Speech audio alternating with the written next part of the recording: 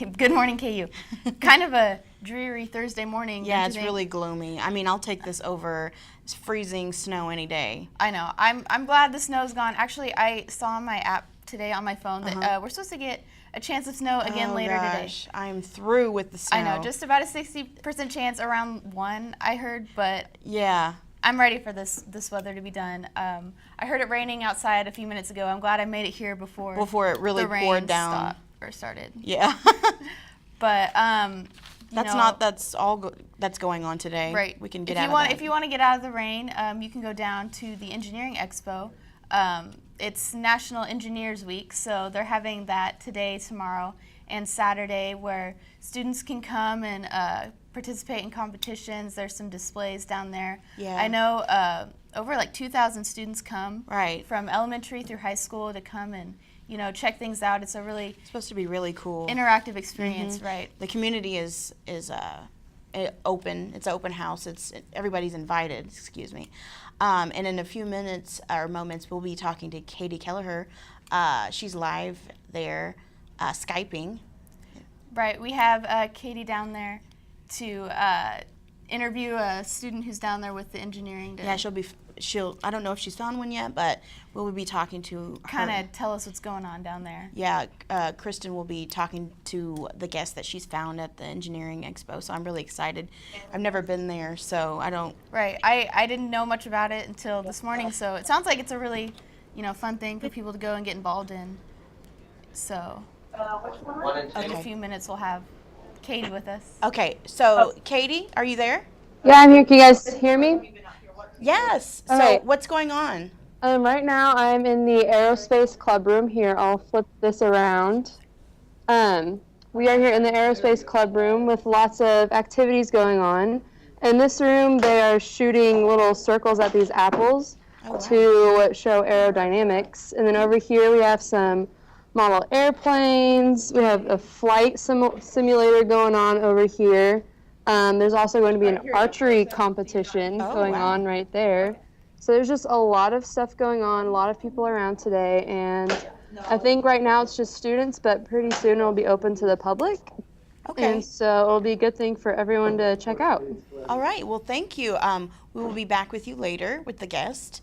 And all right, bye. Bye, guys. Okay, well, that's not all that's going on. I know that when I walked into the Union this morning, I saw a sign for KU's Got Talent. I didn't really know what that was, but I hear it's going on tomorrow. Can you tell me a little bit? Yeah, it's the 3rd annual KU's Got Talent. And that will be going on tomorrow at 8. It's free with your KU ID. It's just like America's Got Talent. And my friend's going to be performing. He won last year. And so go out there and support your Jayhawk performers. So that's going on here in the Union, right? Yeah, the ballroom tomorrow at 8. Well, that's really exciting. We have a lot going on this week and this weekend, and we have a lot more coming up in the show today. So stay tuned. Stick around. Thanks. I'm here with Paul Bahnmeier. Am I saying that right? Paul Bahnmeier. Correct. And then Tim Rues as well. So I got both of those last names down. Usually the hardest part, but I stuck in there and got it. And you guys are both, I guess you could say, kind of grouping both of you guys together, the Kansas Historical Society or a representative of that. And we'll get into the specifics here in a second. But just before we get started now, last semester, Professor Chen here at KU, her campaigns class kind of promoted what you guys really are involved in and work for. And could you talk about that a little bit and give people an idea of why you guys are here and kind of what your experience was with that campaigns class last semester? Well, Lecompton was selected, and we were really honored to be selected to be a client of this 640 journalism class, strategic marketing. And they worked with the Lecompton Historical Society to develop 4 different campaign plans and then presented them on December the 12th at the Territorial Capitol Museum in Lecompton. And I cannot say enough for Professor Chen and the students. The whole community was so impressed with what they presented, and the outreach was tremendous. So it was a wonderful experience for us. Well, I'm glad you guys appreciated that work, and I'm sure they appreciate getting that kind of feedback from you all as well. So we'll just get right into this. Tim, you are representing Constitution Hall. Yes, sir. And it's 1856 building this year. It'll be 158 years old. It's the oldest wood building in the state of Kansas. Okay, so, and I understand there are a few events coming up Right. around there, and the first one would be kind of the Free State Kansas or the Bleeding Kansas Right. series. Right. This we do. This is the 18th year we've been doing the Bleeding Kansas lecture series, program series, and this Sunday at 2 o'clock at Constitution Hall in Lecompton, we'll wrap up the 2014 edition of Bleeding Kansas. We've got a historian and a lecturer, Ed Schutz from Wyandotte County, Kansas. He's going to come out. He's going to talk about Wyandotte County. And specifically, Ed's going to talk about our state constitution known as the Wyandotte. And that was written 2 years before Kansas becomes a state in 1861 on the eve of Civil War.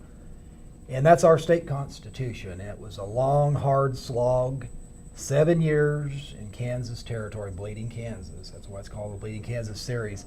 7 years in Kansas. The issue of slavery is being addressed, warfare out here. And on the fourth and final attempt, we Kansans finally got it right. We wrote a constitution, and that's our state constitution, the Wyandotte. So Ed's going to talk about that, the members who are involved, the delegates writing that. And for 1859, our state constitution was very progressive. It allowed women certain voting rights, property rights, custody rights, things like that. So for 1859, it was a tremendous constitution. That's what Ed's going to talk about, because it happened in his home county of Wyandotte, Kansas City, Kansas. Okay, so for people who are interested in that, when and where is it? Okay, it'll be at 2 o'clock this Sunday at Constitution Hall, which is a state historic site. It's also a national landmark. And it's right on the main street of Lecompton, Okay. Elmore Street. So 2 o'clock, come out and take in a little bit of Kansas history and learn about our great state's heritage. All right, well, I'm sure the people will be happy to hear about whether they can learn more about the great state of Kansas here. And now moving forward, there's also another event, Paul, that we'll have you talk about, and that's the Bleeding Kansas Characters. And could you explain what that is and when that is as well, or either one of you can really take that question. Well, the Bleeding Kansas play will be performed at Constitution Hall on March the 2nd. And that involves such characters as John Brown, Jim Lane, Sarah Robinson, Corinna Rockers, Charles Robinson. And the thing that's unique about it is the individuals make speeches, but the audience is divided into north and south, and they are encouraged to cheer and boo the speakers if it's an 1850s Kansas town meeting. And of course, we do this play for 8th grade students, and the students really get into this opportunity because normally when they come to something, they're expected to be prim and proper, and they're allowed to stand and cheer and really get involved in what an 1850s Kansas town meeting would be. Okay, so once again, that's March 2nd. Second, the at first 2 o'clock, yes. Okay, all right. So, and I see we have a few of you are also in character right now. And so what characters would you guys be playing come Sunday? Well, I'm Governor Denver today, and Okay. of course it's an interesting fact, you know, that Denver was founded by the people from Lecompton when it was the capital, and they located the city and they named it after my Charles Denver. James Denver. All right, and you would be Jim Lane, he was Okay. the original Jayhawker. He became U.S. Senator from Kansas, led the Jayhawkers when they rode into western Missouri and burned and pillaged there. And so Lane was a leader of the Free State movement, Free State forces, political leader, military leader. And Jim Lane, the character I'll be talking about the Lecompton Constitution, and not very happy about All right. trying to force Kansas to be a slave state. right. Well, so you can see we have some Kansas history with a little bit of entertainment as well. So if you're interested, I encourage you guys to go out and check that out this Sunday.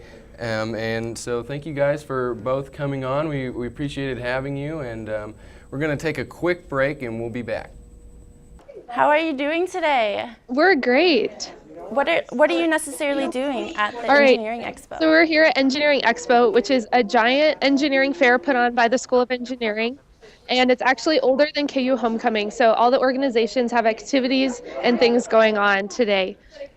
What are you doing for the engineering? Right, so right now we're in the Biomedical Engineering Society room. So we have a couple of activities going on. We have DNA extraction going on over here, where the kids can see their DNA. And then our big activity is over here. We're doing making helmets for water balloons to kind of teach them about concussion safety. So you can see them making a helmet right now. And just some general biomedical engineering information. Wow, is this your first year being involved with the Engineering Expo? I was involved a little bit last year, but I am actually the expo chair, one of the expo chairs for BMES this year. Oh, wow. Mm-hmm. So, how are you going to able, like, what is your next step, and like, how long does this last? And Right, so we just really want to get kids excited about engineering, and that's what Expo is all about. So there are elementary, middle school, and high school kids all coming through. So we just want to get them excited about engineering and show them different opportunities that you can have through engineering. Okay, great. Thank you so much. Yeah, thank you. Good morning, Jayhawks. I'm Riley. And I'm Caitlin. This is your Thursday Good Morning KU News Update. The shaky truce that was agreed upon yesterday in the Ukraine was broken overnight as clashes between protesters and government forces continued. According to the Associated Press, another 22 protesters were killed as government tanks moved towards the center of Kiev where the violence is occurring. The world is watching as civil unrest continues, but as one protester put it, we've passed the point of no return. At least one winning Powerball ticket to last night's Powerball lottery was sold in California. The payout is worth a lump sum pre-tax payout of about $242 million. Though no one has claimed the winning ticket, California lottery officials have confirmed the winning ticket was sold from a Chevron gas station in Milpitas, which is just north of San Jose. Facebook is working on a deal to buy the popular text messaging app WhatsApp. The owners of the app accepted a $16 billion deal when Google failed to negotiate a successful deal with the international text messaging app last year. The bold move by Facebook has got the world watching to see what the outcome will be. The virtual currency Bitcoin is being offered through ATM machines for the first time in the U.S. The first Bitcoin ATM is being unveiled today at a downtown bar in Austin, Texas. The machine will scan a user's palm print and government-issued ID to confirm an individual's identity before letting them complete a transaction. The Bitcoin currency is slowly becoming more popular, despite some legislative pushback. In men's college basketball, Boston College handed top-ranked Syracuse its first loss of the season last night. The Eagles defeated the Orange 62-59 in overtime in Syracuse. College basketball's only remaining unbeaten team is Wichita State. The Shockers defeated Missouri Valley Conference newcomer Loyola 88-74 in Chicago, Illinois.